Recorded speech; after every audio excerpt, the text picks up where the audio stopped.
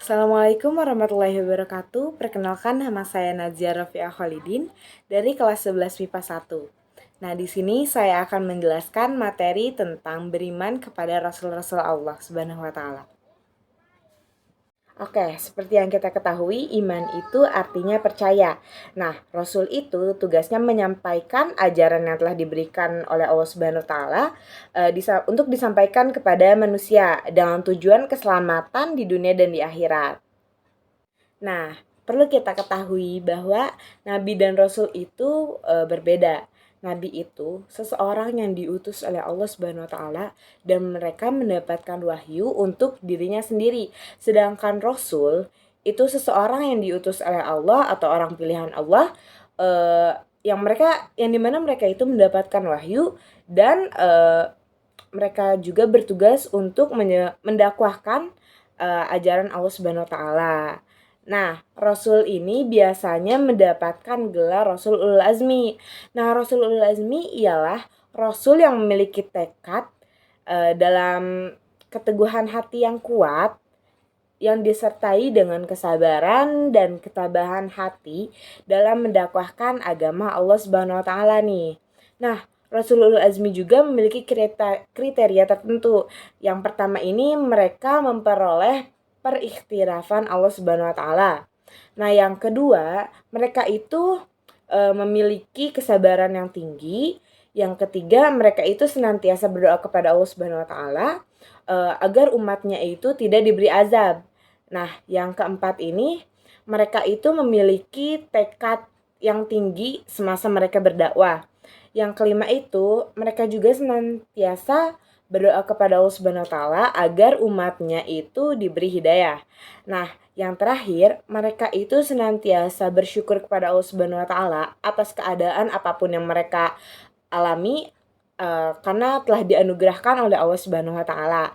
Nah, Rasul Azmi ini ada 5. Yang pertama ada Nabi Nuh alaihi salam, yang kedua ada Nabi Ibrahim alaihi salam, yang ketiga ada Nabi Musa alaihi salam, yang keempat ada Nabi Isa alaihi salam, dan yang terakhir ada Nabi Muhammad sallallahu alaihi wasallam.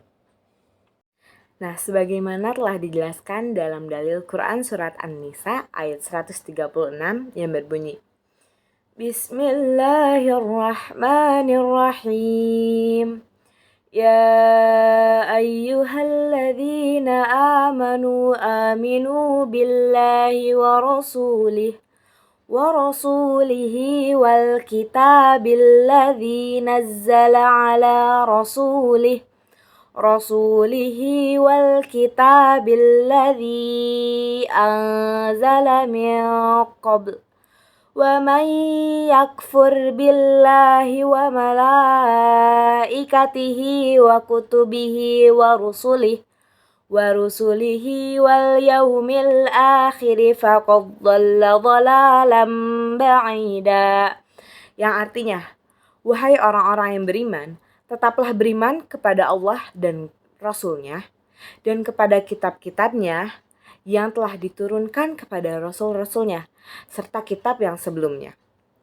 Nah, barang siapa yang ingkar kepada Allah, kepada malaikat-malaikatnya, kepada kitab-kitabnya, kepada Rasul-Rasulnya, dan hari kemudian, maka sungguh mereka ialah orang yang tersesat sangat jauh. Dan telah dijelaskan pula pada hadis riwayat Muslim. Nabi Shallallahu Alaihi Wasallam bersabda yang artinya, beritahukan aku tentang iman. Lalu beliau bersabda, engkau beriman kepada Allah, malaikat-malaikatnya, kitab-kitabnya, rasul-rasulnya, dan hari akhir, dan engkau beriman kepada takdir yang baik maupun yang buruk. Hadis riwayat Muslim. Kemudian isi kandungan dari Quran Surat An-Nisa ayat 136 dan hadis yang telah saya sebutkan tadi ialah di dalam dalil dan hadis yang saya sebutkan tadi itu terdapat isi dari rukun iman, yang dimana rukun iman ini berjumlah 6. Yang pertama ada iman kepada Allah Subhanahu wa taala, Yang kedua, ada iman kepada malaikat-malaikat Allah Subhanahu wa taala. Yang ketiga, ada iman kepada kitab-kitab Allah Subhanahu wa taala. Yang keempat, ada iman kepada rasul-rasul Allah Subhanahu wa taala. Dan yang kelima, ada iman kepada hari akhir. Dan yang terakhir yaitu iman yang keenam ialah iman kepada qada dan qadar. Nah, makna lain dari surat An-Nisa ayat 136 ini adalah beriman kepada Allah Subhanahu wa taala itu sesungguhnya adalah kebutuhan dasar tiap manusia. Manfaat dan kebahagiaan hidup hanya bisa diperoleh dengan bersandar kepada Allah Subhanahu wa taala. Nah, jika kita ingkar kepada Allah Subhanahu wa taala, maka manusia akan tersesat. Oleh karena itu, berimanlah kepada Allah Subhanahu wa taala. Sesungguhnya untuk kebaikan manusia agar tidak tersesat. Oke. Mungkin sekian dari saya, kurang lebihnya mohon maaf. Mohon maaf apabila ada kata-kata saya yang mungkin kurang dimengerti. Sekali lagi mohon maaf. Sekian dari saya. Wassalamualaikum warahmatullahi wabarakatuh.